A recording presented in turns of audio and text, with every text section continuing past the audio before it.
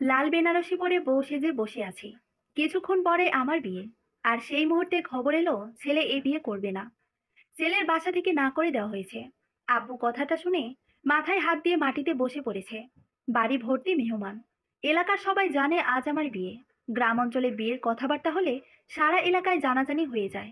আর এখন যদি বিয়েটা না হয়, তাহলে মানুষের কথার যন্ত্রণায় রাস্তায় মুখ দেখানো যাবে না। লোকে বলবে আমার কোনো দোষ আছে, তাই বিয়ে ভেঙে গেছে।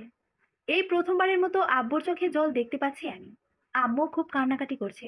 সবাই জিজ্ঞেস করায় আব্বু আম্মু বলতে বাধ্য হয় যে বিয়েটা হচ্ছে না। ছেলেপক্ষ না করে দিয়েছে। সবাই এক এক করে বলে যাচ্ছে হয়তো মেয়ের কোনো দোষ আছে। আবার কেউ বলছে এই মেয়ের এখন বিয়ে হবে কই। খুঁত না থাকলে কি আর বিয়ের আসর থেকে বিয়ে ভাঙে। কেউ আবার বলছে কারো অভিশাপের ফল। নিশ্চয়ই কারো অভিশাপ লেগেছে। একজন তো বলেই বসলো আব্বুকে, ভাইজান, এই মেয়েকে এখন বিয়া দিবা কই। কেউ তো বিয়ে করবে না। যদি জানে এই মেয়ের বিয়ের দিন বিয়ে ভেঙে গেছে, তখনই কেউ একজন এসে বলে ওঠে আর যদি বিয়েটা আজই হয়, তাহলে তো আর কেউ কিছু বলবে না, তাই না? আজ আর কিভাবে বিয়ে হবে রে বাবা। বিয়ে তো ভেঙেই দিয়েছে ছেলেপক্ষ। আর এত বড় বদনামের পর কে বিয়ে করবে আমার মেয়েকে? ছেলেটা সিনেমার নায়কের মতো বলে উঠল, আমি বিয়ে করব আপনার মেয়েকে, আপনার যদি কোনো আপত্তি না থাকে। আব্বু ছেলেটাকে বুকে জড়িয়ে পড়ল। আমার কোনো আপত্তি নেই বাবা, কিন্তু তোমার পরিবার, তারা কি মেনে নেবে এই বিয়ে? আপনি সেসব আমার উপর ছেড়ে দিন, আর বিশ্বাস রাখুন আমার উপর। চোখ মুছুন, আর আপনার মেয়ের কাছে গিয়ে বসুন। আমি আসছি একটু পরে। আসবে তো বাবা? ভরসা রাখুন আমার উপর। আসছি আমি কিছুক্ষণ পরে। ছেলেটা চলে যায়। আম্মু এসে আমাকে বলে, চিন্তা করিস না মা, কাঁদিস না, তোর বিয়ে আজই হবে। আমি তাদের কিভাবে বোঝাই আমি আমার বিয়ে হচ্ছে না তার জন্য কান্না করছি না। কেউ আমাকে ঠকিয়েছে, আমি সেই জন্য কাঁদছি। তার কথা মনে করে কাঁদছি। অনেকক্ষণ হয়ে যায় ছেলেটা আর আসে না। সবাই আবার কানাকানি শুরু করে আর বলতে থাকে আসবে না ওই ছেলে, বিয়ে এটাও হবে না দেখে নিও। সবাই কানাকানি চলাকালীন হঠাৎ করে ছেলে তার মাকে নিয়ে হাজির। এসেই আব্বুকে বলেন, এটা আমার আম্মু। আম্মুকে ছাড়া তো আর বিয়ে করতে পারি না, তাই নিয়ে আসলাম আম্মুকে। আব্বু দূরে আছেন, তাই তাকে নিয়ে আসতে পারলাম না। আমার শাশুড়ি আম্মু আব্বু আম্মুকে আশ্বাস দিয়ে বললেন তারা আমাকে খুব ভালো রাখবেন। আর তাদের বাসার ঠিকানা, পরিচয় সবকিছু জানান। মায়ান কি করে সেসবও খুলে বলেন। আব্বু শুনে একটু স্বস্তি পান। তবে আব্বু সেই মুহূর্তে শুধু মনে হচ্ছিল আমাকে বিয়ে দিতে পারলেই হলো। নয়তো আজ বিয়ে না হলে সমাজ আমাকে বাঁচতে দিবে না তাদের বিষাক্ত কথায়। তারপর ছেলে আর ছেলের মা একটা নীল বেনারসি আর কিছু গহনা দিয়ে আম্মুকে বলেন আগের সবকিছু বাদ দিয়ে এগুলো পরিয়ে মেয়েকে তৈরি করুন। তারপর সবাই মিলে আমাকে আবার নতুন করে সাজায়। আমি স্বপ্নেও ভাবিনি আজ আমি নীল বেনারসি পরে বিয়ে করব। তবে একটা সময় খুব ইচ্ছে ছিল আমি সবার থেকে আলাদাভাবে বিয়ে করব। যেমন আমার বিয়ের শাড়ি হবে লালের বদলে নীল। আমার বাসর ঘরে কোনো গাঁদা ফুল থাকবে না। আমার বাসর ঘর হবে রজনীগন্ধা আর গোলাপ দিয়ে সাজানো। আর আমার বর আমাকে বাসর ঘরে একটা লকেট গিফট করবে। যে লকেটে থাকবে তার নামের প্রথম অক্ষর, যেটা আমি চেনের সাথে পড়লে সবসময় আমার বুকে থাকবে।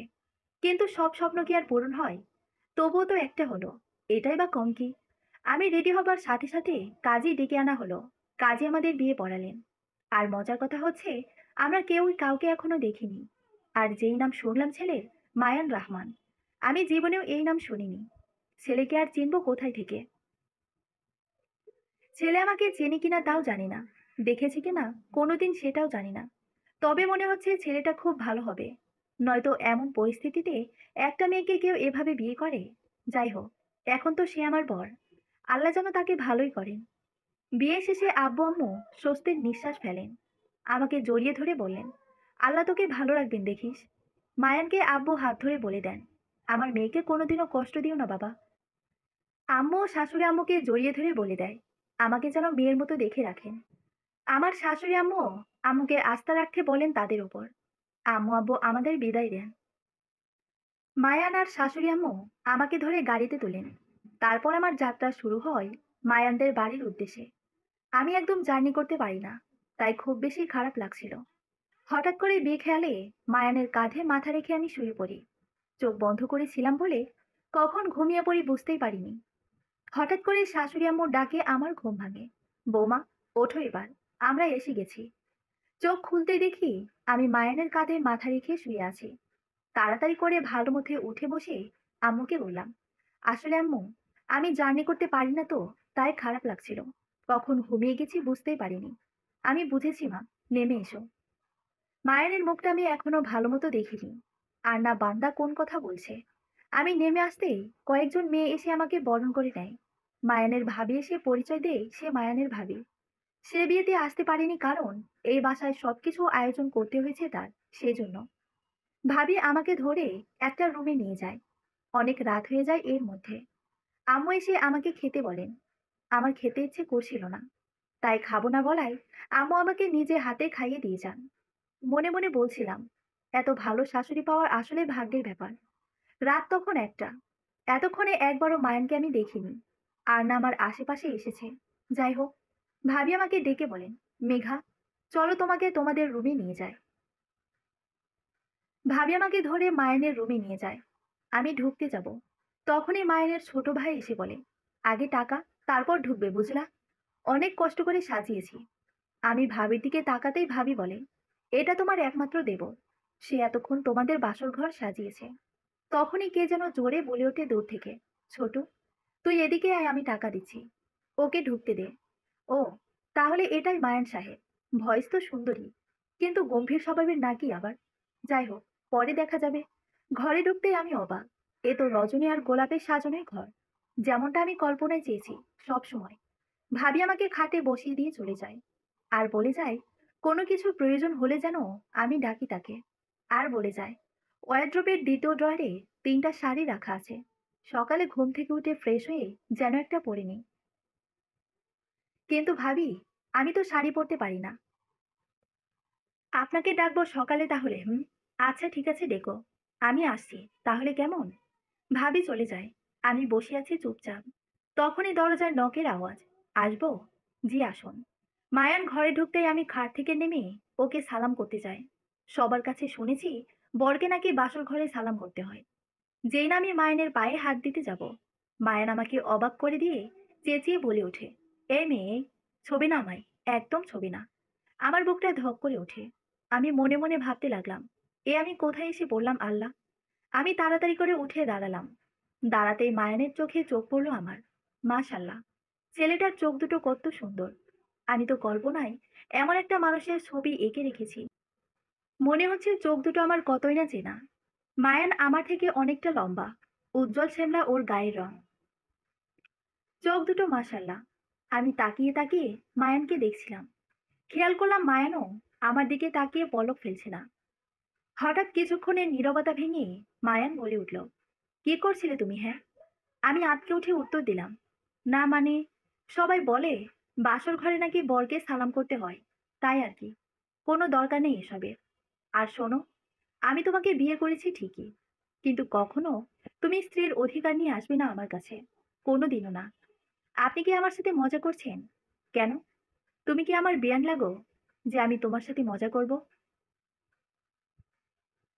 তাহলে যদি সত্যি সত্যি বলে থাকেন কথাগুলো, তাহলে বলবো, আমাকে বিয়ে করলেন কেন তাহলে? বিয়ে করেছি শোকেসে সাজিয়ে রাখতে। শোকেসে তো জায়গা হবে না আমার। চুপ। আবার মুখে মুখে কথা বলে। আপনি আমার সাথে এমন কেন করছেন? চুপ। আবার ন্যাকা কান্না কাঁদে।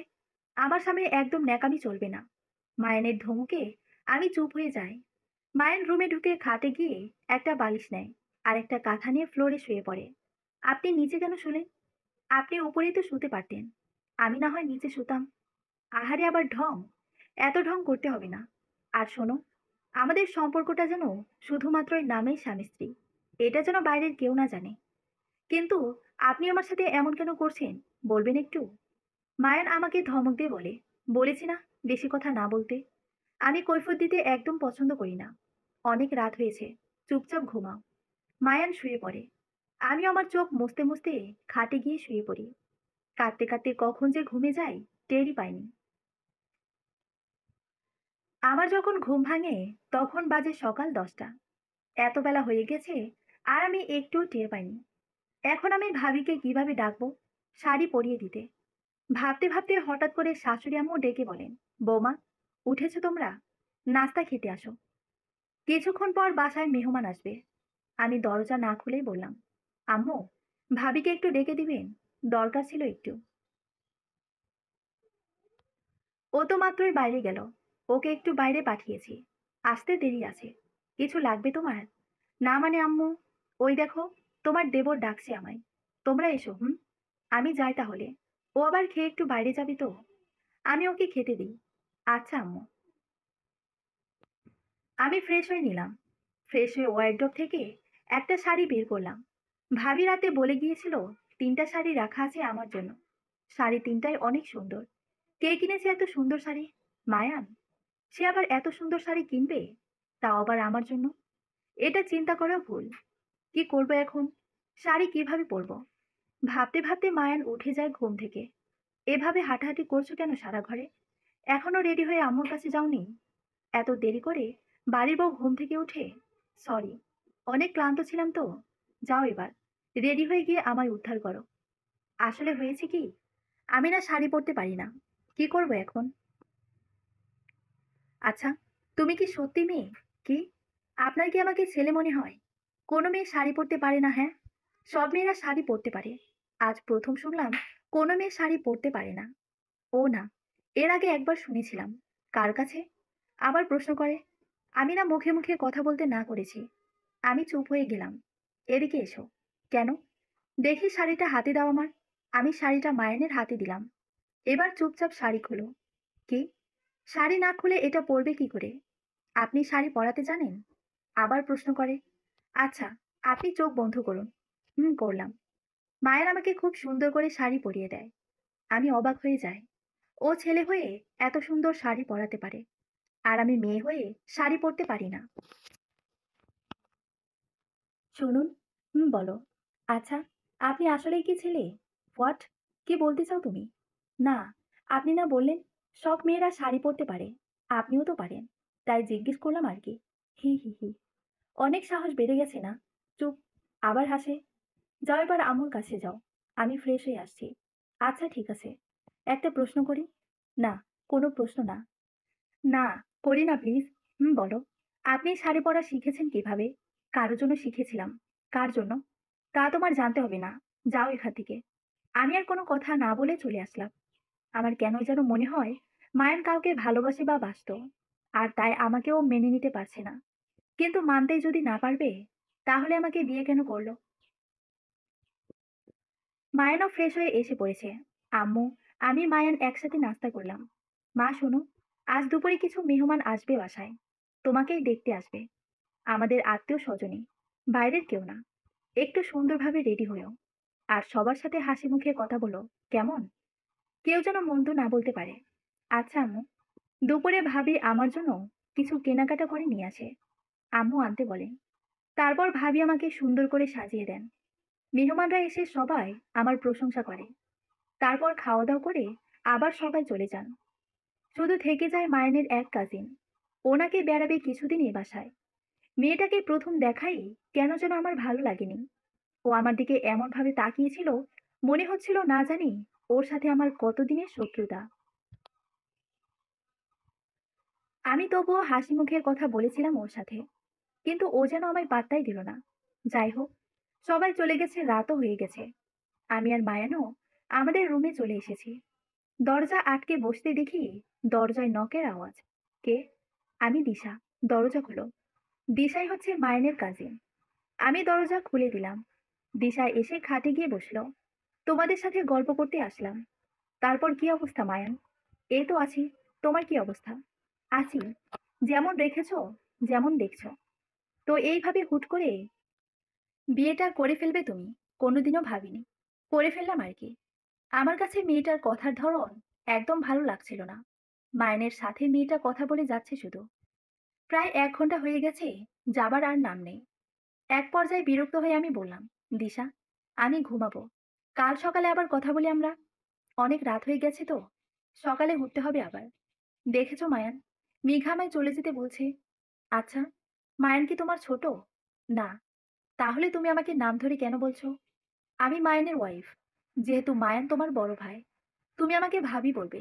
মনে থাকবে? ভাবি মাই ফুড। এ কথা বলে রাগে গড়গড় করতে করতে দিশা চলে যায়।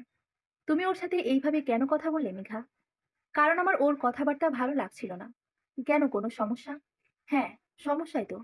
তুমি তো আমার কাজিনের সাথে এমন করতে পারো না। আজব, কি করলাম আমি? আর আপনি সবসময় আমার দোষ কেন ধরেন? আমি কি আপনার পছন্দ না? যদি পছন্দই না হয়, তাহলে কেন বিয়ে করেছিলেন আমায়? করুণা করেছেন আমায়? করুণা? কেন? আপনি আমায় বইয়ের স্বীকৃতি দিচ্ছেন না। আমার সাথে যা তা ব্যবহার করছেন।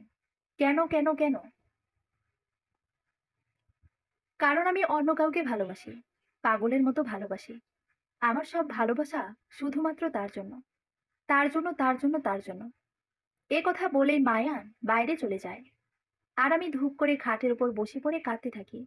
আর ভাবতে থাকি, আমি আজীবন ঠকে গেলাম। কল্প, যাকে মন প্রাণ উজাড় করে ভালোবাসলাম, সে কিনা শেষমেশ আমাকে ছুঁড়ে ফেলে দিল। পালিয়ে গেল আমাকে একা ফেলে। ওর স্মৃতিও আমি এখনো ভুলতে পারিনি। আর না পারবো কোনোদিনও ভুলতে। কারণ ও আমার প্রথম ভালোবাসা। আমার সত্যিকারের ভালোবাসা। আর সত্যিকারের ভালোবাসা কোনোদিনও ভোলা যায় না। কিন্তু ও আমায় ছেড়ে পালালো। আব্বু আম্মু বিয়ে ঠিক করলো একজনের সাথে। সে বিয়ের দিন না করে দিল।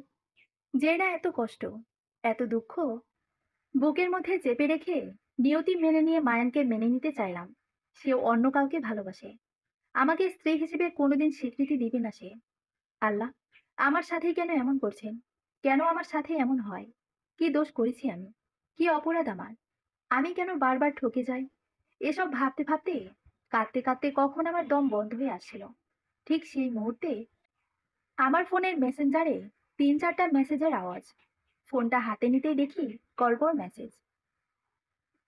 মেঘা, আমি তোমার সাথে একটু কথা বলতে চাই। প্লিজ, আমার মেসেজ সিন করো।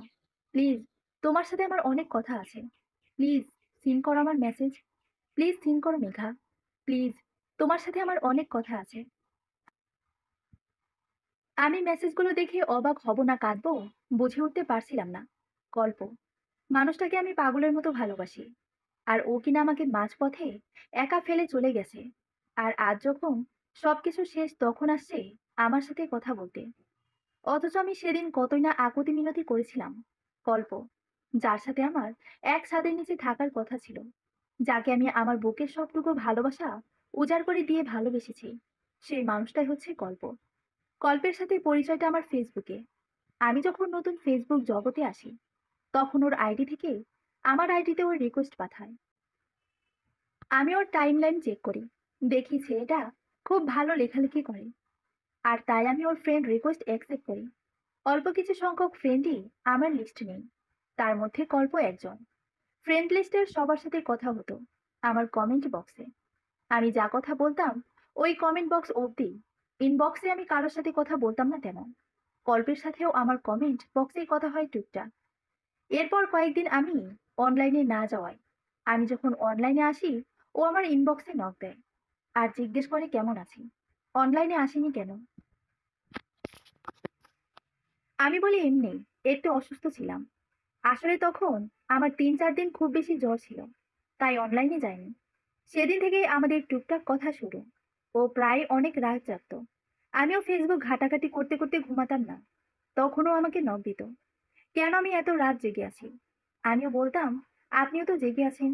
ও বলতো, ঘুম আসে না ওর, ও প্রবাসী, ডিউটি করে এসে শুতো, কিন্তু ঘুম নাকি আসতো না, তাই প্রায়ই জেগে থাকতো। আর তখনই আমাদের অল্প স্বল্প কথা হতো।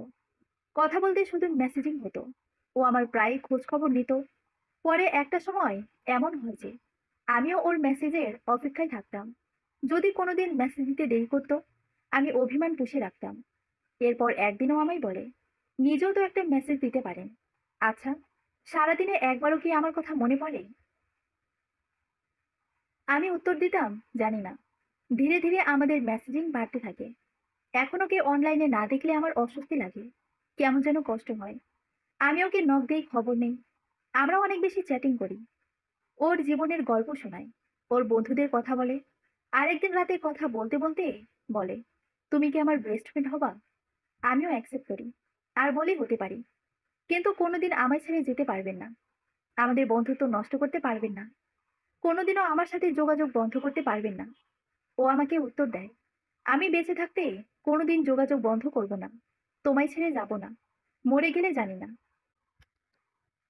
তবে তুমি আমায় আজ থেকে তুমি করে বলবে। বন্ধুদের আপনি করে বলতে হয় না। আমিও রাজি হই। তুমি করেই বলি দুজন দুজনকে। খুব ভালোভাবেই চলছিল আমাদের বন্ধুত্ব। কিন্তু একটা সময় আমি অনুভব করি ওর জন্য আমার কেমন যেন একটা অনুভূতি কাজ করে, যা কখনো কারো জন্য অনুভব করিনি আমি। ওকে আমি আমার ফ্যামিলির মেম্বারের জায়গা দিয়ে দিই। ওকে আমি আমার পরিবারে একজন মানতে শুরু করি। আর এর মধ্যে কল্প একদিন হুট করে আমাকে প্রপোজ করে বসে। ও কোনোদিন ভনিতা না করে ডিরেক্ট আমাকে মেসেজ দিয়ে বলে, এই মেয়ে, আমি তোমাকে ভালোবাসি। আমিও ডিরেক্ট বলে দিই, আমিও তোমাকে ভীষণ ভালোবাসি। আর সব থেকে মজার কথা হলো, আমরা কেউ কাউকে না দেখে ভালোবেসে ফেলি। এভাবেই আমাদের সম্পর্কের শুরু। আমরা সিদ্ধান্ত নেই আমরা সামনাসামনি একবারে মিট করব, দুজন দুজনকে দেখব। আর তা কল্প দেশে আসলেই। এর আগে কেউ কাউকে আমরা দেখব না। আমাদের দুজনের কারো আইডিতেই আমাদের ছবি ছিল না। আর আমরা কখনো ফোনেও কথা বলিনি। শুধু মেসেজিং এ কথা হয় আমাদের। না দেখে, না শুনে ফেসবুকে রিলেশন হলেও আমাদের ভালোবাসাটা ছিল সত্যি। আমি কল্পকে প্রায়ই আমার ইচ্ছেগুলোর কথা বলতাম। কল্প বলতো, আমি দেশে এসে তোমার সব ইচ্ছে পূরণ করব। কিন্তু ও আমার কোনো ইচ্ছেই পূরণ করেনি। বরং মাঝপথে আমার হাতটা ছেড়ে দিয়েছে। অথচ এই মানুষটাকে নিয়েই আমার কত স্বপ্ন ছিল। কল্পের কথা ভাবতে না ভাবতেই মায়ান আবার রুমে আসে। এসেই কাঁথা বালিশ নিয়ে নিচে শুয়ে পড়ে। আর আমি মনে মনে ভাবি, যেই মানুষটা আমার স্বপ্নগুলো এক নিমিষেই শেষ করে দিয়েছে, আমাকে ভেঙে গুঁড়িয়ে দিয়েছে, তার সাথে আর কি কথা বলবো? তার আর আমার সাথে কী বা কথা থাকতে পারে? অভিমান কষ্টে আমি ডাটা অফ করে শুয়ে পড়ি। সারাটা রাত কাঁদতে কাঁদতেই কেটে যায় আমার। এর মধ্যে মায়ানের ধমকে দুই একবার থামতে হয়েছিল। আমার কান্নায় তার নাকি ঘুমে ডিস্টার্ব হয়। মানুষ এমন নিষ্ঠুর হয় কি করে? মনে মনে ভাবি, সব ছেলেরাই কি তাহলে এমন? সকাল হয়ে যায়। আমি সকালের নাস্তা তৈরিতে আম্মুকে সাহায্য করতে চলে যাই। আম্মু আমাকে মায়ানের ছোটবেলার গল্প শোনান। মায়ান ছোট থেকে নাকি একরোখা জেদি। যা বলে তাই নাকি করে।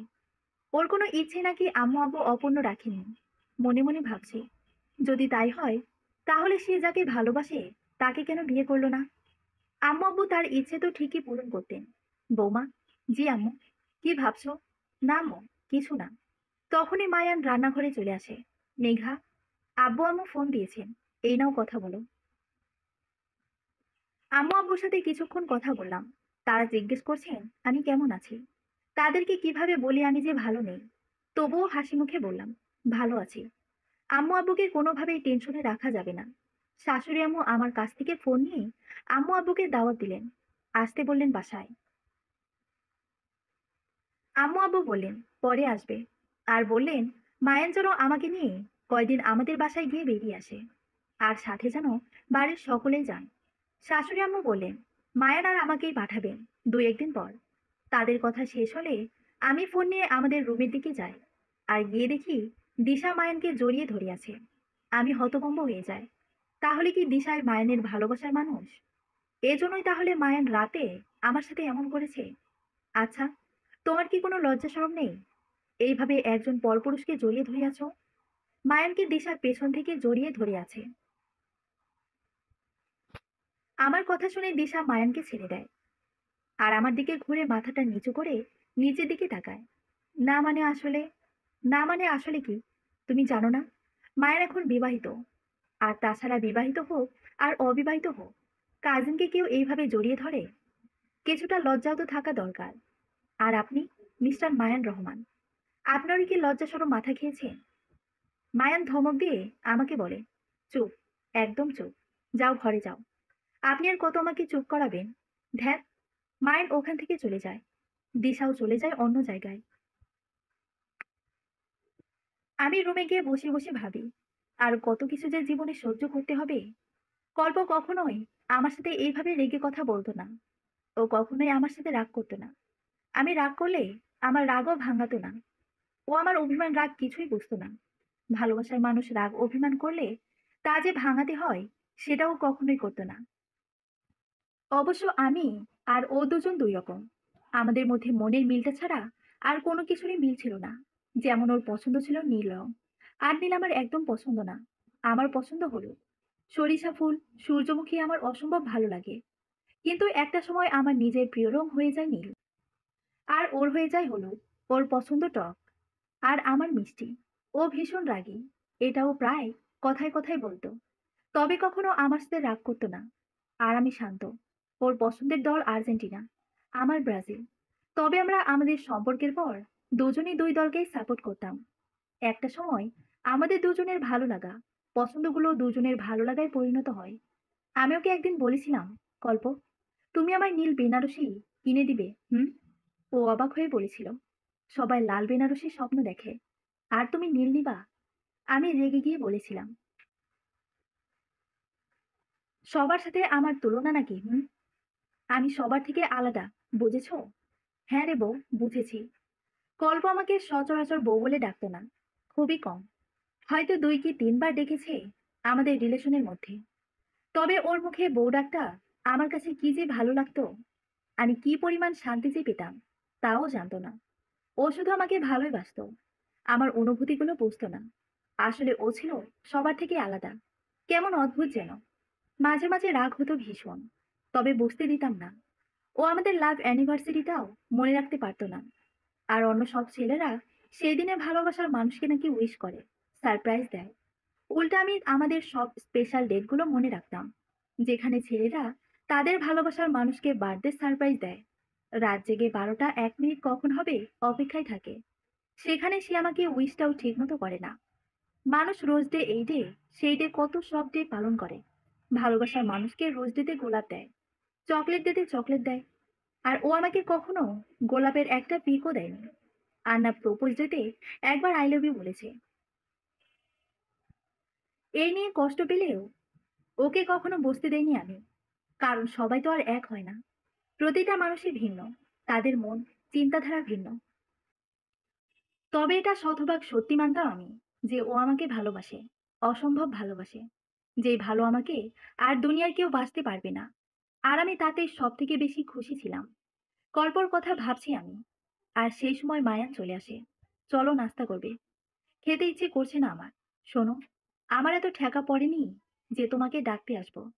আম্মু ডাকতে বলেছেন, তাই তোমাকে ডাকতে এসেছি আমি। আম্মুর কথা শুনে আমি উঠে আম্মুর কাছে গেলাম। সবাই নাস্তা করলাম একসাথে।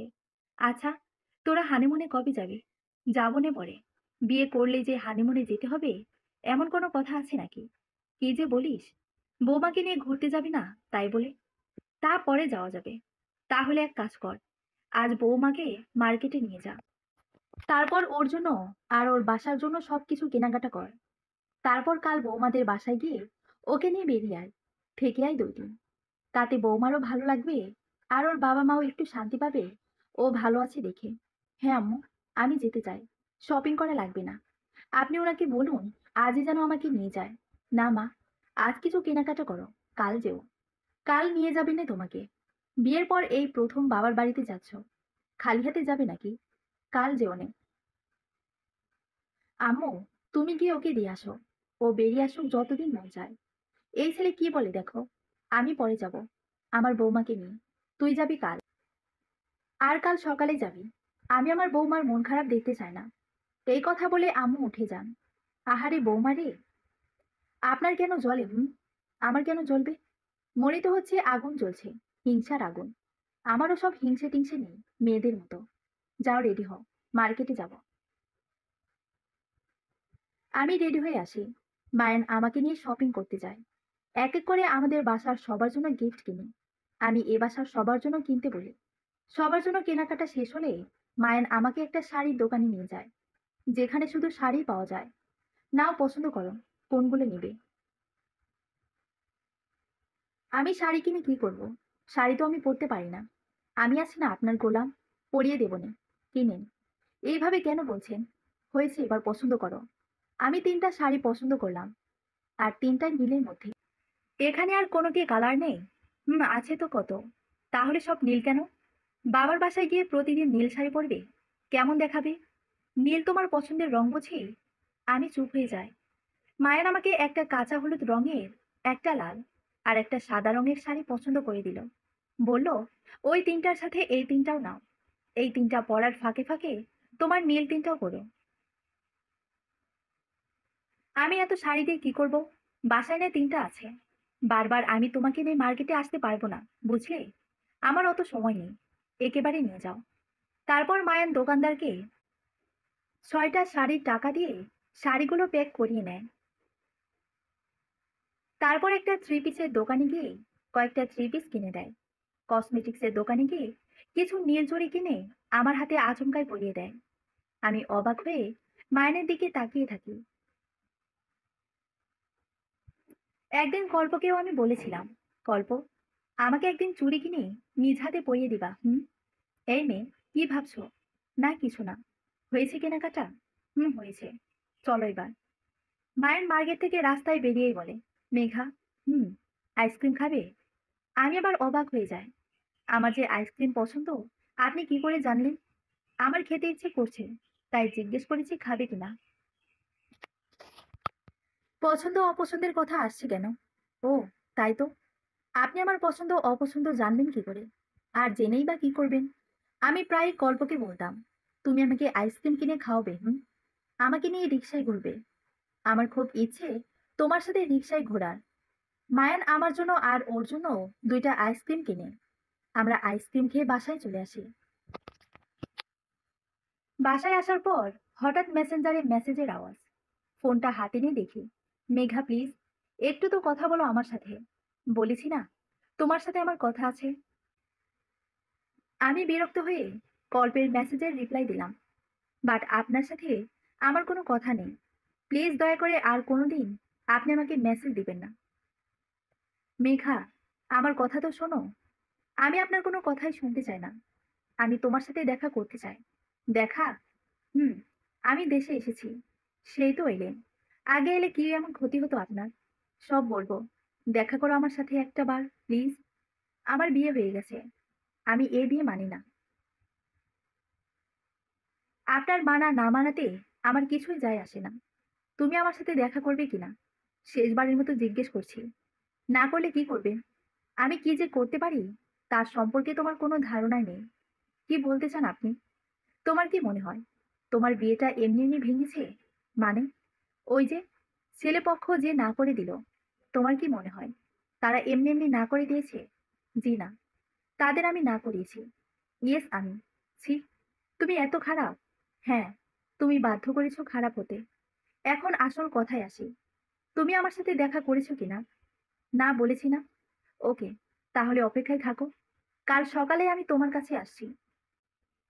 আমি কই আপনি জানেন? মাইনের বাসাই তো নাকি। মানে, তুমি মায়ানের বাসা চেনো নাকি?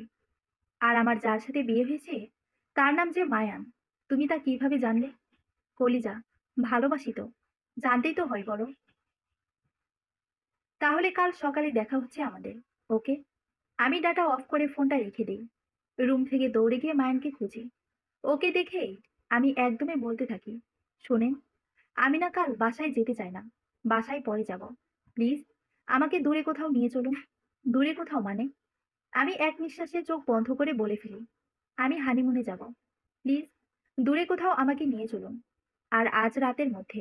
Please please please. এই কথা বলেই আমি দৌড়ে রুমে চলে যাই। আর মায়ান আমাকে পিছু ডাকতে থাকে, মেঘা, এই মেঘা, হঠাৎ কি হলো তোমার? আমি বলার পরেই মায়ান সবকিছুর দ্রুত ব্যবস্থা করে। আর রাতেই আমরা নামে মাত্র হানিমুনের উদ্দেশ্যে রওনা দেই। শাশুড়ি আম্মু আমাদের হুটহাট ডিসিশনে খুবই খুশি হন। আগেই তো বলেছি, আমি জার্নি করতে পারি না। আমি সারা রাস্তা মায়ানের কাঁধে মাথা রেখে যাই। অবশেষে আমরা গিয়ে পৌঁছাই বান্দরবান। মানুষ বউ নিয়ে কক্সবাজার যায়, সে আমাকে বান্দরবন নিয়ে আসে। কল্প আমাকে একদিন বলেছিল, আচ্ছা, আমরা হানিমুনে কোথায় যাব? আমি বলেছিলাম, আমি তো জার্নি করতে পারি না। আমার খুব কষ্ট হয় জার্নিতে। যেমন, আমার মাথা ঘুরে, বমি বমি লাগে, খুব কষ্ট হয়। তুমি আমার কাঁধে মাথা রাখলেই দেখবে আর খারাপ লাগছে না। তখন তুমি মঙ্গল গ্রহেও হাসতে হাসতে যেতে পারবে। তাহলে আমরা মঙ্গল গ্রহে যাবো নে, তা পরে নিয়ে যাব। আগে বলো, কোথায় যাব আমরা হানিমুনে? আগে দেশে তো আসো, বিয়ে তো হোক, তারপর ভেবে দেখবো নি দুজন। না এখনই বলো। আচ্ছা বলছি, কক্সবাজার তো যাবই না, অন্য কোথাও যাবো, বুঝেছো? কেন? কক্সবাজারই তো সবাই যায়, এই জন্য তো আমরা যাব না। কোথায় যাবে তাহলে? আচ্ছা, এমন কোনো জায়গা আছে নাকি যে জায়গাটার নাম যে জায়গাটার নাম নীল দিয়ে হবে? আছে। কোথায় এটা? কি নাম? এত কিছু এখন জানতে হবে না। যখন সময় হবে নিয়ে যাব। এক্ষুনি বলো না। না, তখনই নিজে চোখে দেখে নিও, যখন নিয়ে যাব। আচ্ছা ঠিক আছে। মেঘা, হুম, এখন খারাপ লাগছে? না। শুনুন, বলো। আমরা কোথায় এসেছি? বান্দরবন। বান্দরবনে কি কি আছে? এখানে কি দেখবো আমরা? যা আছে পরে নিয়ে দেখাবো। এখন একটু রেস্ট নাও, ঘুমাও, ভালো লাগবে। মায়ের একটা হোটেলের রুম বুক করে। আমরা সেখানে উঠি। তারপর আমি ঘুমিয়ে পড়ি। আমার যখন ঘুম ভাঙে, আমি দেখি মায়ের নিচে শুয়ে আছে। আমি তার মুখের দিকে তাকিয়ে আছি। কেমন যেন অদ্ভুত একটা টান তার জন্য অনুভব করছি আমি। কিন্তু এই টানটা তো আমি সবসময় কল্পের জন্য অনুভব করি। তাহলে তার জন্য কেন সেম অনুভূতি অনুভব হচ্ছে? যাকে মানুষটা ততটাও খারাপ না যতটা সে বোঝায়। নয়তো আমাকে সহ্য করতে না পারা সত্ত্বেও আমি বলার সাথে সাথে আমাকে নিয়ে রওনা দিত না। মায়ানের ঘুম ভেঙে যায়। কি দেখছো অমন করে? কিছু না। যাও যাও, ফ্রেশ হয়ে নাও, বের হবো খেয়ে। আর শোনো, নীল শাড়ি পরো একটা। আচ্ছা ঠিক আছে। আমি ফ্রেশ হয়ে রেডি হয়ে নেই। তারপর খাওয়া দাওয়া শেষ করে বের হয়ে ঘোরার উদ্দেশ্যে। অবশেষে আমরা এসে পৌঁছাই নীলগিরি। নীলগিরি বাংলাদেশের বান্দরবন জেলায় অবস্থিত একটি পাহাড় এবং পর্যটন কেন্দ্র। দিগন্ত জুড়ে সবুজ পাহাড় আর মেঘের লুকোচুরি যে কাউকে এর রূপ দিয়ে বিমোহিত করে রাখবে। যদি সমুদ্র পৃষ্ঠ থেকে 2200 ফুট উচ্চতায় মেঘ ছোঁয়ার ইচ্ছে থাকে, তাহলে নীলগিরি আপনার সেই ইচ্ছে পূরণ করবে। নীলগিরি পাহাড় চূড়াতেই রয়েছে সেনাবাহিনী পরিচালিত বাংলাদেশের সবচেয়ে সুন্দর পর্যটক কেন্দ্রগুলোর একটি নীলগিরি পর্যটক কেন্দ্র। বান্দরবন জেলা সদর থেকে প্রায় 50 কিলোমিটার দূরে 2200 ফুট উঁচু পাহাড়ের নাম নীলগিরি। নীলগিরি এসে আমি অবাক হয়ে যাই। এত সুন্দর জায়গা আমি এর আগে কখনো দেখিনি। মেঘা, খুশি এবার? অনেক অনেক অনেক। পছন্দ হয়েছে জায়গা? খুব। Thank you so much. জানেন, একসময় না আমি নীল দিয়ে কোনো একটা জায়গায় খোঁজ করতাম আর আসতেও চেয়েছিলাম। অবশেষে আসলামও ঠিকই। কিন্তু কিন্তু কি? না কিছু না। জানেন, আমার না পাহাড়, সমুদ্র, আকাশ অনেক পছন্দ। এরপর মায়ান আর আমি ঘুরে ঘুরে সব দেখতে থাকি। মেঘ পাহাড়ের লুকোচুরি, মেঘের রাজ্য নীলগিরি, দিগন্তজোড়া সবুজ পাহাড় আর বিস্তীর্ণ প্যানারোমা। এর মাঝে ভেসে বেড়াচ্ছে মেঘেদের দল। স্বপ্নের মতো এই দৃশ্য। মায়ান, আমার না মেঘ ছুঁতে ইচ্ছে করছে, আকাশ ছুঁতে ইচ্ছে করছে। উফ, এত সুন্দর কেন এই পৃথিবী? তুমি সুন্দর তাই? কি? না কিছু। নৈসর্গিক সৌন্দর্য, মেঘের রাজ্য নীলগিরি। নীলগিরি থেকে চারপাশে চোখ মেলে তাকালে সারি সারি মেঘের পাহাড়ে আছড়ে পড়া ও প্রকৃতির অপার সৌন্দর্য বিমোহিত করে। মায়ান, বলো। আমি এখানেই থাকবো, রাতে ওইখানেই থাকবো। আপনি একটু ব্যবস্থা করুন না। রুম না বুক করেছি আমরা। আপনি এখানেই থাকার ব্যবস্থা করুন না প্লিজ। আমার এখান থেকে যেতে ইচ্ছে করছে না। কাল আরেকটা জায়গায় নিয়ে যাব, ওখান থেকেও যেতে ইচ্ছে করবে না। আছি তো কয়েকদিন, আবার আসবো না এখানে। আচ্ছা ঠিক আছে। আমরা সারাদিন ঘোরাঘুরি করে খাওয়া দাওয়া করে আবার আমাদের হোটেলে ফিরে আসি। রাতে মায়ের আমাকে বলছে, মেঘা, জি বলুন। আমি তোমার সাথে খুব খারাপ ব্যবহার করি তাই না? হুম, করেনি তো। আচ্ছা, আচ্ছা, হুম, আচ্ছা ঘুমা। আমার ঘুম আসছে না একটুও। নীলগিরি মিস করছি খুব। আবার নিয়ে যাবো নি। এখন একটু ঘুমাও। সারাদিন অনেক হাঁটাহাঁটি করেছো, ক্লান্ত তুমি। আচ্ছা, সকালেই তাহলে আমরা কোথাও যাবো? আচ্ছা। আমি শুয়ে পড়ি। এর মধ্যে আর ফোনই অন করিনি আমি। ফোনের ডাটাও না। সেজন্য কল্প আমার সাথে যোগাযোগও করতে পারেনি। এত ঘোরাঘুরি এত কিছুর মধ্যেও আমি কল্পকে ভুলতে পারছি না। কল্পর জন্য মনটা ঠিকই ছটফট করছে। কিন্তু ওর উপর যে রাগটা আছে সেটার জন্য মায়াটা পুরোপুরি এফেক্ট করছে না। কিন্তু যতক্ষণ আমি নীলগিরি ঘুরেছি, মায়ানের জায়গায় যেন মনে হয়েছে আমি কল্পের সাথেই আছি। আর তাই মাঝে মাঝে ইচ্ছে করছিল খুব তাকে জড়িয়ে ধরতে, কিন্তু ধরিনি। আমি কল্পকে প্রায়ই বলতাম, তোমাকে জড়িয়ে ধরার আগে আমার মৃত্যু যেন না হয়। কল্প বলতো, এই তো কিছুদিন, এরপর বুকের মধ্যে শক্ত করে জড়িয়ে রাখো আজীবন। আমি কল্পর কথা ভাবতে ভাবতে ঘুমিয়ে পড়ি। পরের দিন খুব সকালেই আমি মায়ানকে ঘুম থেকে ডেকে তুলি। এই যে শুনুন, তাড়াতাড়ি উঠুন, আমার ঘুরতে যেতে ইচ্ছে করছে। উঠুন না। উফ, একটু ঘুমাতে তো দাও মেঘা। এত ঘুমাতে হবে না। আমি ফ্রেশ হয়ে রেডি হচ্ছি, আপনিও রেডি হন। এরপর আমরা রেডি হই। তারপর মায়ান আমাকে নীলাচল নিয়ে যায়। নীলাচল বান্দরবনের আকর্ষণীয় একটি পর্যটন কেন্দ্র। বান্দরবন শহরের সবচেয়ে কাছে সবচেয়ে সুন্দর পর্যটন কেন্দ্র সম্ভবত নীলাচল। এটি বান্দরবন শহর থেকে 5 কিলোমিটার দূরে অবস্থিত। নীলাচলের উচ্চতা সমুদ্র পৃষ্ঠ থেকে প্রায় 2000 ফুট, যা কিনা টাইগার পাড়ায় একটি পাহাড়ের উপরে অবস্থিত। বান্দরবন শহর ছেড়ে চট্টগ্রামের পথে প্রায় 3 কিলোমিটার চলার পরে হাতের বাঁদিকে একটি ছোট্ট সড়ক এঁকে বেঁকে চলে গেছে নীলাচলে। এ পথে প্রায় 2 কিলোমিটার পাহাড় বেয়ে তাই পৌঁছাতে হয়। মাঝে পথে দুই পাশে ছোট একটি পাড়ায় দেখা যায় ক্ষুদ্র নৃগোষ্ঠীর মানুষের বসবাস। চারদিকে দিগন্ত বিস্তৃত পাহাড়ে ঢালে, কোথাও আঁকাবাঁকা রাস্তা। পাহাড়ি পাড়া আর রূপালী নদীগুলো যেন শিল্পীর আঁকা ছবি। এই পাহাড় থেকে এক নজরে দেখা যায় পুরো বান্দরবন শহর। মেঘা, সুন্দর না? অনেক অনেক অনেক বেশি সুন্দর। Thank you so much Kalpa. Love you. Kalpa? কল্পকে? সরি, কিছু না কিছু না, ভুল করে বলে ফেলেছি। মেঘা, কিছু কি লুকাচ্ছ তুমি আমার থেকে? আমি কথা ঘুরিয়ে বলি, দেখুন দেখুন, কি সুন্দর আকাশ। আমি না এত সুন্দর আকাশ কোনোদিনও দেখিনি। হুম, আমিও না। আমি তো আজ এখানেই থাকবই। আপনি ব্যবস্থা করুন থাকার, আবার নিয়ে আসবো। না না না, আমি আর যাবই না এখান থেকে। আমি হাঁটতে হাঁটতে কয়েকজনকে জিজ্ঞেস করলাম, এখানে কি থাকার ব্যবস্থা আছে? তারা বললেন, নীলাচল স্কেপস রিসোর্ট আছে। সাধারণ পর্যটকদের সূর্যাস্ত পর্যন্ত থাকার অনুমতি আছে। সেই রিসোর্টটা নীলাচলের বাড়তি আকর্ষণ। নীল রঙের এই রিসর্ট।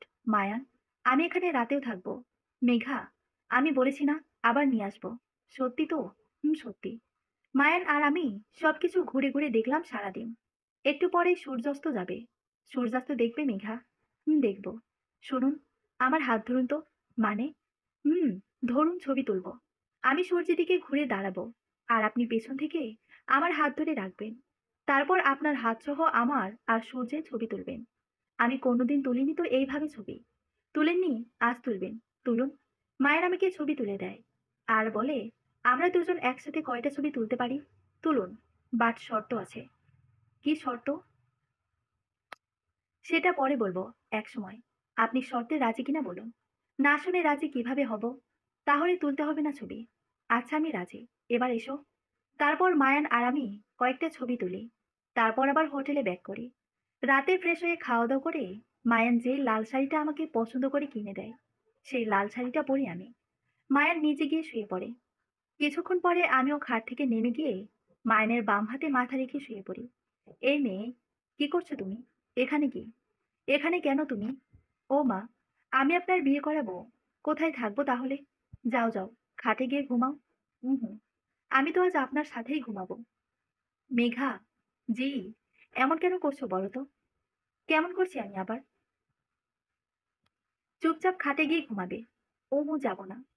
মেঘা, আরে আরে, ভয় কেন পাচ্ছেন আপনি? আমি তো একটু দুষ্টুমি করছিলাম আপনার সাথে, তাতেই ভয় পেয়ে গেলেন? তুমি না আসলে একটা পাগল। পাগল না, পাগলি। হি হি হি। যাও, ঘুমাও এখন। আমি খাটে গিয়ে চুপচাপ শুয়ে পড়লাম। সকালে ঘুম ভাঙতেই মায়ানকে বললাম, আমি বাসায় চলে যাব। উঠুন। উঠে রেডি হন। কেন? আর কিছুদিন থাকি। না, ভালো লাগছে না। কি হয়েছে মেঘা? জানি না, ভালো লাগছে না কিছুই। আজকের দিনটাই থাকি, তারপর আগামীকাল আমরা চলে যাব নে।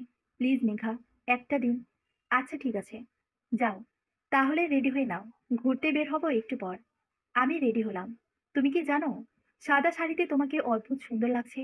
না, জানি না, সাদা পরি লাগছে। আচ্ছা, থ্যাংক ইউ। আমরা হোটেলের আশেপাশে একটু ঘোরাঘুরি করলাম। তারপর আমি মায়ানকে বললাম, আমি রুমে চলে যাব, আমার ভালো লাগছে না। মায়ান আমাকে রুমে পৌঁছে দিয়ে বলে, তুমি বিশ্রাম নাও, আমি একটু বাইরে থেকে আসছি। আমি রুমে গিয়ে ফ্রেশ হয়ে শুয়ে পড়ি। প্রায় 1 ঘন্টা হয়ে গেছে, মায়ান আসে না। সময়ও কাটছিল না, তাই ফোনটা অন করে ডাটা অন করে ফেসবুকে যাই। দেখি কল্প আমাকে মেসেজ দিয়ে রেখেছে। কেন আমাকে অ্যাভয়েড করছো মেঘা? আমাকে তোমার সামনে আসার একটা সুযোগ দাও। আমাকে আমার কথাগুলো বলতে দাও। আমি এবার ওর মেসেজের রিপ্লাই দিলাম। কি বলতে চাও বলো। আমার মেসেজ করতে দেরি। কল্পের মেসেজের রিপ্লাই আসতে আর দেরি হয়নি। সাথে সাথেই ও রিপ্লাই দেয়। কথাগুলো সামনাসামনি বলি না, মেসেজেই বলো। আমাকে কি একটাবার দেখবেও না তুমি? কোনো ইচ্ছে নেই আমার সেই মানুষটাকে দেখার, যেই মানুষটা আমাকে মাঝপথে ছেড়ে পালিয়েছিল। আমি সেদিন পালাইনি মিঠা। তাহলে কি করেছিলে? লুকিয়েছিলে বুঝি? মেঘা, প্লিজ। কল্প, মনে আছে তোমার সেদিনের কথা? আমি তোমায় কি বলেছিলাম? সেদিন আমি কল্পকে মেসেজে বলেছিলাম, কল্প, আব্বু আম্মু নাকি আমার জন্য একটা ভালো ছেলের সন্ধান পেয়েছেন। এখন তারা চাচ্ছেন আমি যেন ওই ছেলেকে বিয়ে করে নিই। কিন্তু তুমি তো জানো আমি তোমাকে ভালোবাসি। এখন আমি কি করব বলো তো? আমি কি বাসায় তোমার কথা বলবো? বললে যদি তারা জোর করে তোমাকে বিয়ে দিয়ে দেন? না, দিবেন না। আমি বুঝিয়ে বলবো। এখন বলার কোনো দরকার নেই। তাহলে কি আমি অন্য কাউকে বিয়ে করে নেব? আমি কি তাই বলেছি? একটু অপেক্ষা করো জাস্ট। কল্প, একটা কথা বলি। বলো। বলছি যে, অনেক দিন তো হলো। তুমি এবার প্লিজ দেশে চলে আসো না। ছুটিতেই না হয় আসো। তারপর আমরা বিয়ে করে নিই। পরে না হয় আবার চলে যেও। মেঘা, হুটহাট কি কোনো সিদ্ধান্ত নেওয়া যায়? তুমি বুঝতে পারছো না কল্প। গ্রামের বেশিরভাগ মেয়েদের তাড়াতাড়ি বিয়ে দেওয়া হয়। এখন আশেপাশের কিছু লোকও আব্বুর কাছে প্রস্তাব পাঠাচ্ছেন। আমি এর আগেও না করেছি আম্মুকে। কিন্তু এবার আব্বু নাকি খুব পছন্দ করেছেন ছেলেটাকে। কি করে ছেলে? নাম কি, বাসা কোথায়? ছেলে আমার ফুফাতো ভাইয়ের বন্ধু। তারা দুজন বাইরে একসাথেই থাকে। ছেলে নাকি আমার ফুফাতো ভাইয়ের এলাকায় আর ভাইয়ার আত্মীয়ের মধ্যে বিয়ে করতে চায়, যাতে ভাইয়ার সাথে সম্পর্কটা আরো পোক্ত হয়। আর প্রায় দেখাও হয়, যাওয়া আসাও থাকে। ভাইয়া তাই আমার কথা বলেছে। ছেলে আর ভাইয়া ছুটিতে দেশে এসেছে। তাই ছেলে যখন ভাইয়াদের বাসায় এসেছে, তখন আব্বুকে ভাইয়া ছেলেটাকে দেখিয়েছে। আব্বু পছন্দ করেছে তাকে। তারপর আমি ছেলের নাম ঠিকানা কল্পকে বলি। কল্প হঠাৎ করে অফলাইনে চলে যায়। এরপর আরো আমার সাথে কোনো যোগাযোগ করে না। না কোনো মেসেজ, না কিছু।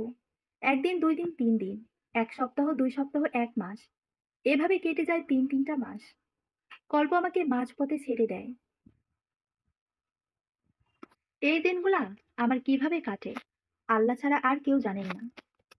যেই মানুষ আমাকে ছেড়ে একটা দিন থাকতে পারতো না, সে 3টা মাস আমার সাথে যোগাযোগ করেনি। ভাইয়ার আর ভাইয়ার বন্ধুর ছুটি প্রায় শেষ হয়ে যাচ্ছিল। তাই আব্বু আমাকে আবার প্রেশার দেন, যেহেতু ছেলে ভালো সেই জন্য। ভাইয়াও আমাকে অনেক বোঝায়। এরপর একদিন হঠাৎ আব্বু অসুস্থ হয়ে পড়েন আর বলেন সে মরার আগে আমার বিয়ে দিতে যেতে চান, আমার বিয়ে দেখে যেতে চান। পরে আমি রাজি হই বিয়ের জন্য। আর এই ভাবি যে, যে ছেলে আমাকে ছেড়ে 3 মাস যাবৎ নিখোঁজ, শুধুমাত্র দেশে আসতে বলায়, বিয়ের কথা বলায়, তার আশায় থাকা মানে রাতের বেলা রৌদ্র খোঁজা। আর আব্বুর এই অবস্থায় তার ইচ্ছে পূরণ করা ছাড়া আমার আর কোনো উপায় ছিল না। তাই অবশেষে রাজি হই আমি। মেঘা, সব মনে আছে আমার। তুমি আমাকে কি কি বলেছিলে, কিন্তু তুমি আমার সব কথা জানো না। তাই ভুল বুঝে বসে আছো। তাহলে আমাকে ভুল নিয়েই থাকতে দাও। আমার বিয়ে হয়ে গেছে। আমি আজ থেকে তাকেই মেনে নিলাম। আমাকে আমার মতো থাকতে দাও। ভালো থাকো, সুখী হও, দোয়া রইল। আমি কল্পকে ফেসবুক মেসেঞ্জার থেকে ব্লক করে দেই। ফোনটা অফ করে রেখে দেই। তারপর চোখ বন্ধ করে শুয়ে পড়ি। কিছুক্ষণ পর মায়ান রুমে আসে। এসে বলে, তোমার কি শরীর খারাপ? আজ কেমন যেন দেখাচ্ছে তোমায়। কি হয়েছে বলবে আমাকে? আচ্ছা, আপনি কোনোদিন কাউকে ভালোবেসেছেন? হুম, বেসেছি তো। কতটুকু? অনেক। আমিও না একজনকে খুব ভালোবেসেছি। তাকে নিয়ে ঘর বাঁধার স্বপ্ন দেখেছি। আমি তাকে সবসময় কি বলতাম জানেন? আমাদের ছোট্ট একটা ঘর হবে, ছোট্ট একটা সংসার হবে। কিন্তু কিছুই হলো না। আপনি যাকে ভালোবাসেন, তাকে নিয়ে কখনো স্বপ্ন দেখেছেন? হুম, দেখেছি তো। বলবেন আমাকে আপনার স্বপ্নের কথা? হুম, বলবো। তাহলে বলুন। আমি না খুব অন্যরকম একটা ছেলে। আমি ভালোবাসায় কখনোই বিশ্বাসী ছিলাম না। মানুষের মুখে ভালোবাসার কথা শুনলে হাসতাম। মনে মনে বলতাম, আদৌ কি ভালোবাসা বলতে দুনিয়ায় কিছু আছে? আমার কাছে বাবা মা, পরিবারের ভালোবাসা ছাড়া বাইরের কোনো মেয়ের ভালোবাসায় বিশ্বাস ছিল না।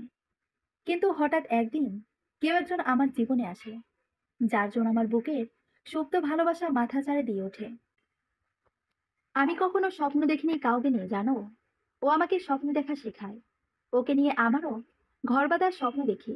একসাথে বসে রাতের আকাশে চাঁদ দেখার স্বপ্ন দেখি, একটা ফুটফুটে কন্যা সন্তানের স্বপ্ন দেখি। আচ্ছা, তুমি যাকে ভালোবাসো তাকে কেন বিয়ে করলে না? কারণ সে আমায় ছেড়ে চলে গিয়েছিল। আপনি কেন তাকে বিয়ে করেননি? কারণ ও আমায় ভুল বুঝে চলে গিয়েছিল। তারপর এখন আবার চলে এসেছে। আপনার ভালোবাসার মানুষটা দিশা, তাই না?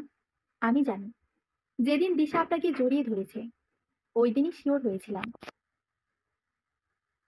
তোমার কথা বলো, যদি সেই ছেলে আবার তোমার কাছে ফিরে আসে, তুমি কি তাকে অ্যাকসেপ্ট করবে? না। কেন? কারণ সে আমাকে ছেড়ে চলে গিয়েছিল। ছেড়ে যাবার কারণ কি ছিল জানি না আমি। তাহলে একটা মানুষের উপর আন্দাজে মিথ্যে আরো কেন লাগাচ্ছ? বাদ দিন এসব। আমি আজ ওকে আমার সবকিছু থেকে ব্লক করে দিয়েছি। আমি আপনার সাথে নতুন করে জীবন শুরু করতে চাই। ভালোবাসবেন আমায়? দিবেন আমায় স্ত্রীর অধিকার? না। I am very sorry. আমার পক্ষে তোমাকে গ্রহণ করা সম্ভব না। তুমি সবকিছু গুছিয়ে নাও। একটু পরে আমরা বাড়ির উদ্দেশ্যে রওনা হচ্ছি। আর হ্যাঁ, তুমি তোমার বাড়ি যাচ্ছ আর আমি আমার বাড়ি। মানে, এসব কি বলছেন আপনি? চুপ, একদম চুপ। আমি আর একটা কথাও শুনতে চাই না।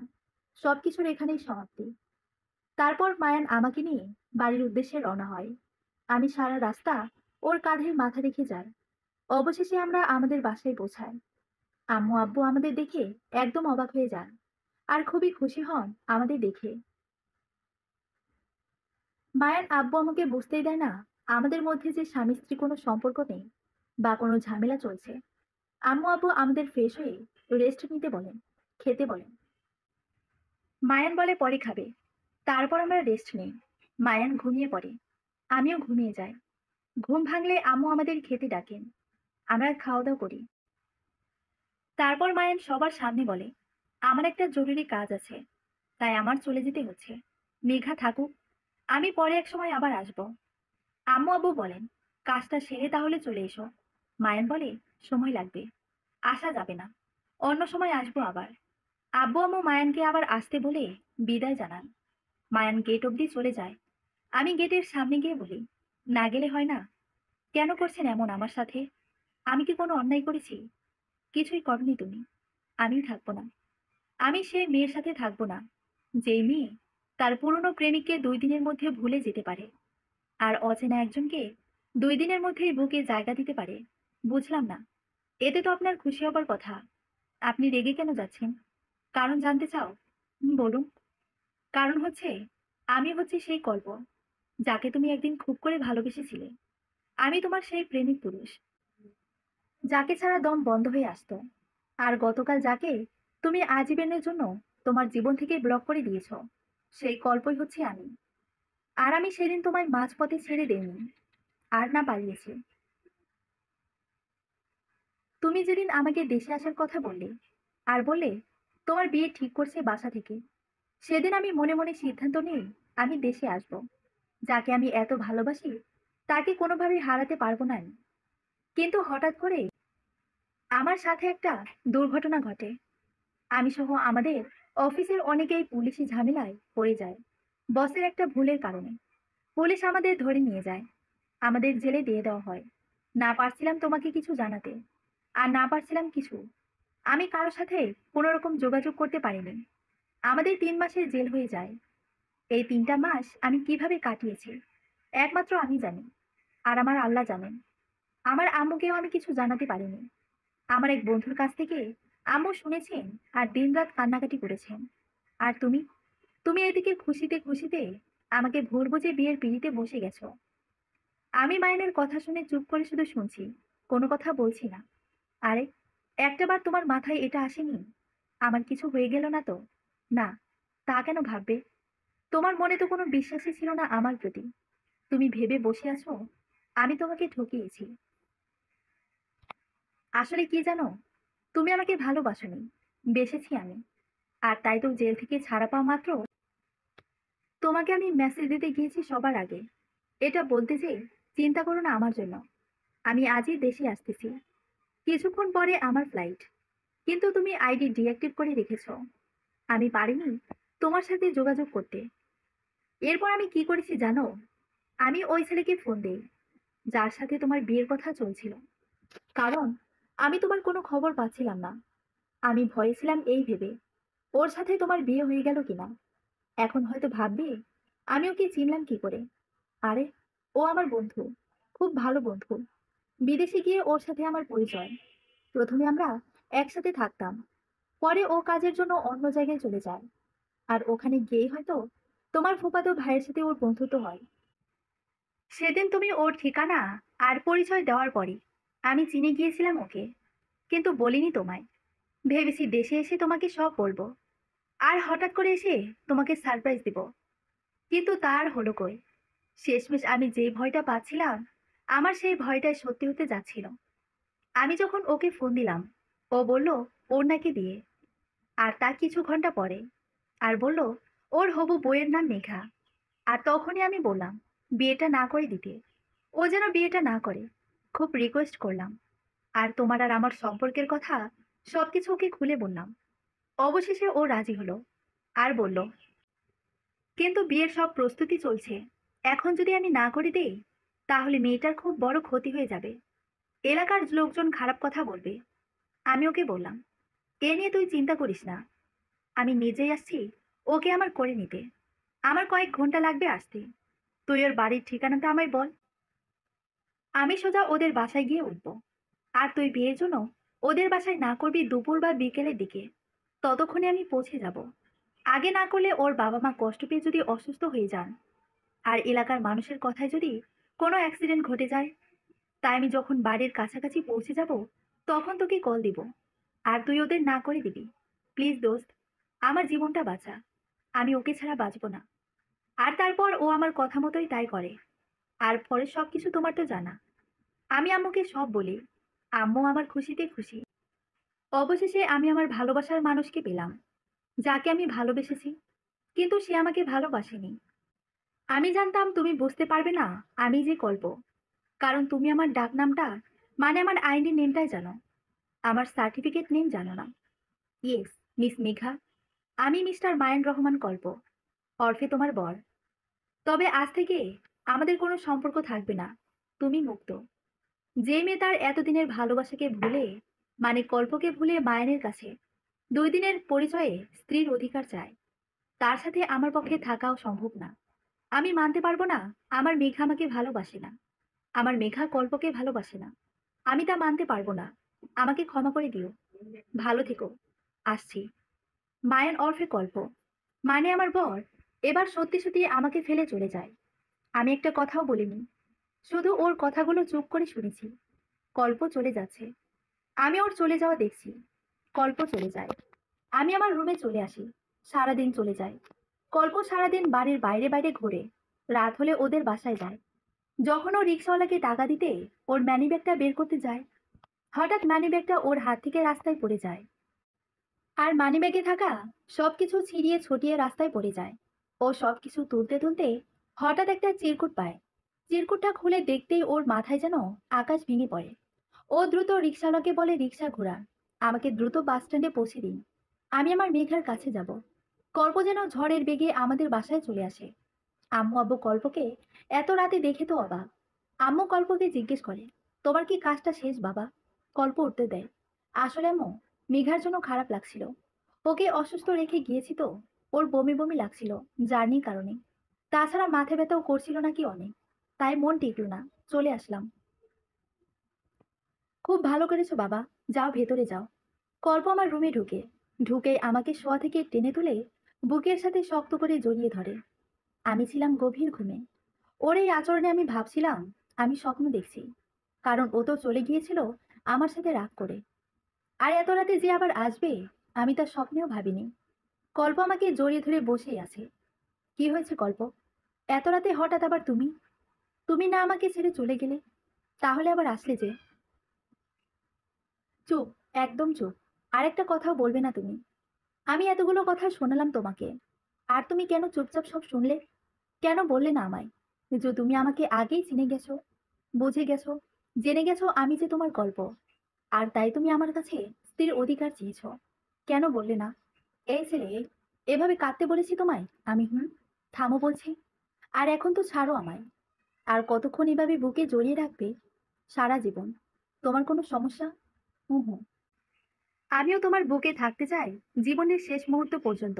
তুমি জানো আমি কতটা কষ্ট পেয়েছিলাম। আমি মনকে কোনোভাবেই মানাতে পারছিলাম না। আমার মেঘা দুদিনের মধ্যে ওর ভালোবাসার গল্পকে ভুলে মায়ানকে হাসি মুখে মেনে নিচ্ছে। মায়ানের কাছে স্ত্রীর অধিকার চাচ্ছে। যদি তোমার চিরকুটটা আজ না পেতাম তাহলে কি যে হতো। চিরকুটটাতে লেখা ছিল, এই যে মায়ান রহমান কল্প, তুমি ধরা পড়ে গেছো তোমার বউয়ের কাছে। আমি জেনে গেছি তুমি আমার কল্প। এই ছেলে, এটা দেখা মাত্র নীল বেনারসে নিয়ে আসবা। আমি তোমার বউ সাজবো। মেঘা, কেন আমাকে তুমি সরাসরি বলনি? তাহলে তো আমি তোমায় এভাবে একা রেখে যেতাম না। তোমার এত কষ্ট পেতে হতো না। আর তুমি কবে বুঝতে পেরেছো আমি যে তোমার কল্প? বলো না প্লিজ। আমার খুব জানতে ইচ্ছে করছে। কিভাবে বুঝলে তুমি? তুমি আমাকে এতটা দিন জ্বালিয়েছো, কষ্ট দিয়েছো, আমি একটু শোধ করবো না? তাই তোমাকে সরাসরি কিছু বলিনি। আর তুমি যেন আমাকে বলনি, বুঝতে দিতে চাওনি, আমাকে কষ্ট দিয়েছো। আমিও তাই তোমাকে বুঝতে দেইনি। আমি যে বুঝে গেছি তোমারও তো একটু কষ্ট পাওয়া দরকার।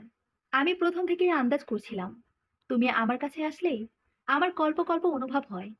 আমার মনে হয় আমার কল্প আমার পাশে। তাছাড়া হঠাৎ করে ছেলেপক্ষ না করে দেওয়ার সাথে সাথেই পাত্র হাজির, তাও আবার আমাকে না দেখেই বিয়ের জন্য রাজি। আর আমি তোমার হাইটটা তো জানতাম। যখন দেখলাম মায়ান আমার থেকে ঠিক ততটুকুই লম্বা, যতটুকু লম্বা আমার থেকে গল্প। তাছাড়া গল্পের মেসেজগুলো আসতো তুমি যখন আমার সামনে থেকে দূরে যেতে, ঠিক তখনই। আর যখন গল্প মানে তুমি আমাকে মেসেজ দিয়ে বললে তুমি মায়ানদের বাসায় আসবে। মায়ানের কথা জানো, তখনও সন্দেহ হচ্ছিল। কারণ মায়ানের বাসা তো আমার বাবা মাই চেনে না এখনো, আর না এলাকার কেউ, আমার আত্মীয় স্বজন কেউ। কল্প কিভাবে চিনবে? তাছাড়া আমি বুঝতেও পারছিলাম মায়ান আমার সাথে অভিমান করে আছে। মায়ান খারাপ ব্যবহারগুলো নিজের ইচ্ছেই করছে না, জেদের কারণে করছে, অভিমান থেকে করছে। তাছাড়া মায়ানের সাথে আমার কোনো শত্রুতাও নেই যে সে আমাকে বিয়ে করে প্রতিশোধ নেবে। একমাত্র অভিমান থেকেই আমাকে মায়ান কষ্ট দিতে পারে। আর আমি যেহেতু মায়ানকে আগে কখনো দেখিনি, আমরা কেউ কাউকে চিনি না, তাহলে মায়ান অভিমানী কেন করবে আমার সাথে? কি বিষয়ে? জানো, এসব কথাগুলো আমার মাথায় ঘুরতো। আমি মায়ানের সাথে আর কল্পের সাথে মিলাতাম, কানেকশন খুঁজতাম। আবার যখন তুমি বলে শাড়ি পরানো একজনের জন্য শিখেছো, তখনও সন্দেহ হয়। কারণ কল্পকে আমি শাড়ি পরা শিখতে বলেছিলাম ইউটিউব দেখে। আমি পারি না বলে, যাতে বিয়ের পর আমাকে পরিয়ে দিতে পারে। আর আমি ভাবতাম যেদিন কল্পের মেসেজ পেয়ে হানিমুনে যেতে চাইলাম, মায়ান আমাকে ঠিকই নিয়ে গেল। আবার হানিমুনে কোথায় নিয়ে গেল? সে নীল শব্দের জায়গায়, বান্দরবনের নীলগিরি, নীলাচল। আমার সন্দেহ বাড়তে থাকলো। নীলগিরি ঘোরার দিন আমার খুব বেশি মন বলছিল মায়ানি আমার গল্প। আমি আমার আশেপাশে গল্পকে অনুভব করছিলাম বারবার। আমার তোমাকে মানে মায়ানকে খুব জড়িয়ে ধরতে ইচ্ছে করছিল, কারণ মন বারবার বলছিল তুমি আমার গল্প। নীলগিরি ঘুরে বাসায় গিয়ে যখন শুয়ে পড়েছিলাম ঘুমানোর জন্য, তখন আমার খুব বেশি গল্পকে মনে পড়ছিল। ঘুম আসছিল না আমার। আমি তোমার ঘুমন্ত মুখটা বারবার দেখছিলাম আর মনে মনে বলছিলাম মায়ানকে কেন আমার এত বেশি আপন মনে হচ্ছে। কেন মনে হচ্ছে ওই আমার গল্প। কেন ওকে জড়িয়ে ধরতে ইচ্ছে করছে। তাহলে কি আমার মন যা বলছে তাই সত্যি? মায়ানি আমার গল্প। তাই আমি আমার ফোন অন করে, ডাটা অন করে কল্পর আইডিতে মেসেজ দিই আর লিখি আমি তোমার সাথে দেখা করতে চাই। যেই আমি মেসেজটা সেন্ড করি আর মায়ানের মেসেঞ্জারে মেসেজের আওয়াজ বেশি আসে, মানে তোমার ফোনে। আমি আবারও একটা মেসেজ দিই, এই লিখে, কল্প, আছো তুমি অনলাইনে? কিন্তু তখনও তোমার ফোন বেজে ওঠে। আর তাই আমি তোমার ফোনটা নিয়ে তোমার আঙ্গুল দিয়েই ফোনের লক খুলি। আর তুমি গভীর ঘুমে আচ্ছন্ন ছিলে বলে বুঝতে পারোনি। পরে ফোন খুলে দেখি যা ভেবেছি তাই, তোমার ফোনে কল্পর আইডি লগ ইন করা। আর আমি সেদিনই পুরোপুরি শিওর হয়ে যায় তুমি আমার গল্প। আর আমি মেসেজ দুটো ডিলিট করে ফোন আবার যেভাবে ছিল সেভাবে রেখে দিই। তারপর গল্পর কথা মানে তোমার কথা ভাবতে ভাবতে ঘুমিয়ে পড়ি। সকাল সকাল ঘুম থেকে উঠে তোমাকে ঘুরতে নিয়ে যেতে বলি, তুমি আমাকে নীলাচল নিয়ে যাও। তোমার মনে আছে আমি তোমাকে সেদিন কি বলেছিলাম? তুমি যখন নীলাচল গিয়ে আমাকে বলেছিলে মেঘা, সুন্দর না? আমি বলেছিলাম অনেক, অনেক বেশি সুন্দর। Thank you so much Kalpa. Love you. তুমি তখনও বুঝতে পারোনি তোমার মেঘা বুঝে গেছে তুমি ওর গল্প। আমি তোমায় আমার হাত ধরে ছবি তুলে দিতে বললাম, তুমি তখনও কিছু বুঝতে পারোনি। আর রাতে বাসায় গিয়ে যখন তোমার পছন্দের লাল শাড়ি পরে তোমার কাছে এসে তোমার হাতে শুয়ে বললাম, আমি তোমার সাথেই ঘুমাবো, তুমি কেমন রেগটাই না করলে। হি হি। আমি আসলে চেয়েছিলাম তুমি যেন রেগে যাও, এই ভেবে যে আমি কল্পকে ভুলে গিয়েছি আর মায়ানকে মেনে নিচ্ছি। আর তখনই যেন রেগে গিয়ে কষ্ট পেয়ে নিজে মুখে বলে দাও, তুমি আমার গল্প। কষ্ট পেয়েছো ঠিকই, কিন্তু বলো আর নাই, তুমি যে গল্প। পরের দিন এত চেষ্টা করলাম, কিন্তু তোমার মুখ থেকে শুনতেই পারলাম না তুমি গল্প। আইডি ব্লক করলাম। কল্পকে বললাম আমি মায়ানকে মেনে নিচ্ছি। আরো কত কি। মায়ান মানে তুমি আবার বাসায় আসলে, তোমার কাছে স্ত্রীর অধিকার চাইলাম। বললাম আমি আমার ভালোবাসার মানুষকে আমার সব কিছু থেকে ব্লক করে দিয়েছি। আমি তোমার সাথে নতুন করে জীবন শুরু করতে চাই। তবুও তুমি নিজের মুখে কিছুই বললে না, বরং রেগে গিয়ে আমায় বাসায় দিয়ে গেলে। ওহো, দিশার কথাটা বলিনি। দিশা যে তোমাকে একতরফা ভালোবাসে সেটা আমি বুঝেছিলাম আগে। কারণ আমি সেদিন দেখেছিলাম দিশা তোমাকে পেছন থেকে জোর করে জড়িয়ে ধরেছে, আর তুমি ছাড়ানোর চেষ্টা করেছিলে আর বলছিলে ছেড়ে দিতে ওকে। তাছাড়া ওকে ভালোবাসলে তুমি আর আমাকে বিয়ে করতে না। নিজের ভালোবাসার মানুষকে ছেড়ে হঠাৎ অন্য এক বিয়ে ভাঙা মেয়েকে বিয়ে করতে যেতে না। ও হ্যাঁ, আমি কখন তোমার মানিব্যাগে চিরকুটটা রেখেছি জানো? যখন তুমি হোটেলে এসে আমায় রুমে দিয়ে ফ্রেশ হতে ওয়াশরুমে গেলে আর বললে আমায় বিশ্রাম নিতে, তুমি নাকি একটু বাইরে যাবে। আমি তখন চুপচাপ তোমার মানিব্যাগটা খাটের ওপর দেখে চিরকুটটা রেখে দিই। কিন্তু কে জানতো তুমি চিরকুটটা তো পাবেই না, বরং আমাকে ওই রাতেই বাসায় দিয়ে যাবে।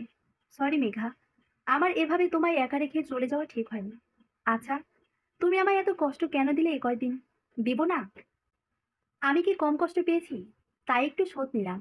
আমার ওপর কি একটু বিশ্বাস ছিল না যে বিয়ের পিঁড়িতে বসে গেলে? আসলে আব্বু অসুস্থ হয়ে গিয়েছিলেন, তার শেষ ইচ্ছে ছিল আমার বিয়ে দেখে যাওয়া। আর 3 মাস যাবৎ তুমি উধাও হয়েছিলে। বিয়ের কথা বলা মাত্র আর দেশে আসার কথা বলার পরই তুমি নিখোঁজ হও। তাই ভুল বুঝেছিলাম। আমাকে তুমি ক্ষমা করে দাও প্লিজ। যদি তোমায় হারিয়ে ফেলতাম আমি, কি হতো বলো তো? কি হতো? আমি পাগল হয়ে যেতাম। হয়েছে, আর পাগল হতে হবে না মেঘা। আমিও সরি, হ্যাঁ, এই কয়েকদিন খুব খারাপ ব্যবহার করেছি বলে। আচ্ছা, হয়েছে হয়েছে। কল্প আমাকে বুক থেকে ছাড়িয়ে এবার একটা শপিং ব্যাগ হাতে দিয়ে বলে, এই নাও। কি এটা? খুলে দেখো। আমি খুলে দেখি একটা নীল বেনারসি। অনেক সুন্দর Kalpa. Thank you so so so much. Love you. এসো, এবার পরিয়ে দিই। এত রাতে? হুম, এত রাতে পড়তে পারি, তবে আমার একটা শর্ত আছে। আবার হয়তো ওই দিনও কি শর্ত যেন ছিল তোমার? একসাথে ছবি তোলার সময় বলেছিলে। ওই দিন আর আজকের 2 দিনের একটাই শর্ত। কি সেটা? তুমি আমাদের ম্যারেজ অ্যানিভার্সারিতে আমাকে আবার বান্দরবনের নীলগিরি আর নীলাচল নিয়ে যাবে। আর আমি তখন সেখানেই থাকবো। দূরে কোনো হোটেলে উঠবো না। ওকে ওকে, আমি রাজি। এবার তো এসো। এরপর কল্প আমাকে নীল বেনারসিটা পরিয়ে দেয় আর আমার কপালে চুমু খেয়ে বলে, ভালোবাসি আমার বউটা, খুব বেশি ভালোবাসি। আমিও কল্পকে জড়িয়ে ধরে বলি, আমিও তোমাকে ভালোবাসি কল্প, ভীষণ রকম ভালোবাসি। গল্পটা কেমন হয়েছে কমেন্ট করে জানাতে ভুলবেন না। সমাপ্ত।